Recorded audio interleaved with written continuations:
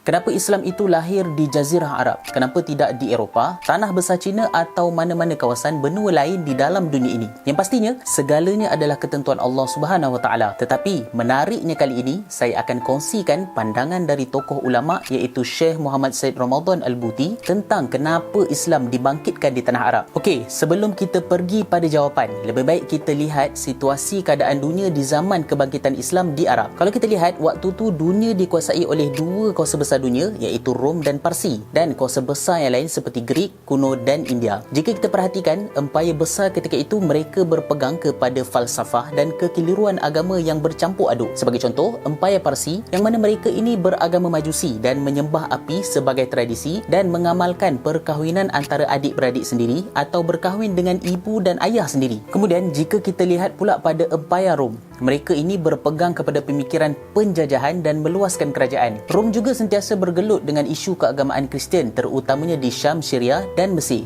Bila kita lihat Greek, Yunani pula, mereka ni tenggelam dengan khurafat dan kisah dongeng yang tidak ada bagi kebaikan langsung kepada tamadun. Kerajaan di India ketika itu sedang menghadapi kemerosotan agama, akhlak dan kemasyarakatan.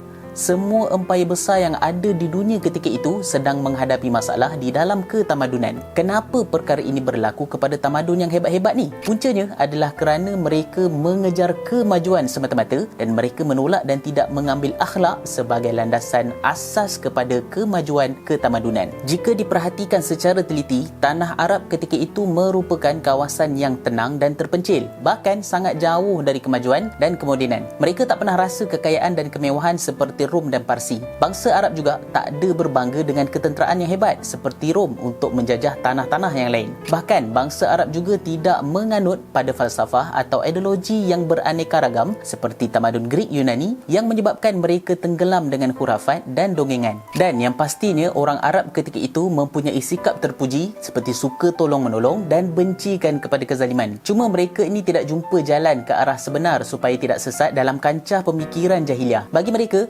jika nak menjaga maruah dengan membunuh anak perempuan, membelanjakan wang yang banyak untuk kemuliaan, mempertahankan kehormatan dengan cara peperangan. Matlamat mereka tu dah betul, cuma ciri-ciri kesesatan dan jahiliah sahaja yang perlu dibetulkan. Berbeza dengan Rom Parsi yang kejam untuk meluaskan empayar dan kekuasaan ketika itu. Kenapa Arab menjadi destinasi lahirnya agama Islam? Bukanlah maksudnya jika Islam dilahirkan di Rom atau Parsi, Islam tu tak boleh berkembang. Semua tu Allah Subhanahu Wa Taala boleh sahaja nak lakukan. Tetapi Allah Subhanahu Wa Taala memilih untuk lahirkan Nabi terakhir itu di kalangan bangsa Arab yang dikenali dengan tidak pandai membaca dan menulis. Sebabnya adalah supaya tidak jadi syak wasangka di atas kenabian Nabi SAW.